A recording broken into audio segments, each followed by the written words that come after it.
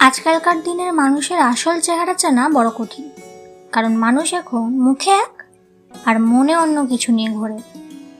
আমরা যখন কোনো সফল মানুষকে দেখি তখন খুব সহজেই বলে দিই, ওর তো ভাগ্য ভালো, তাই এত দূর গেছে। কিন্তু তার পিছনে রাতের পর রাত জেগে করা পরিশ্রম কিংবা ব্যর্থতার গল্পটা আমরা দেখতে চাই না। আবার উল্টো দিকে কেউ যখন বিপদে পড়ে তখন উপদেশ দেওয়ার মানুষের অভাব হয় না, কিন্তু হাত বাড়িয়ে পাশে দাঁড়ানোর মতো একজন মানুষও খুঁজে পাওয়া যায় না।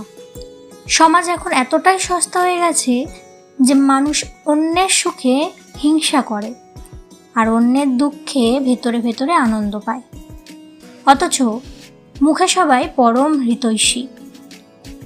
এই মুখোশধারী ভিড়ের মাঝে নিজের সততা ধরে রাখাই এখন সবচেয়ে বড় লড়াই।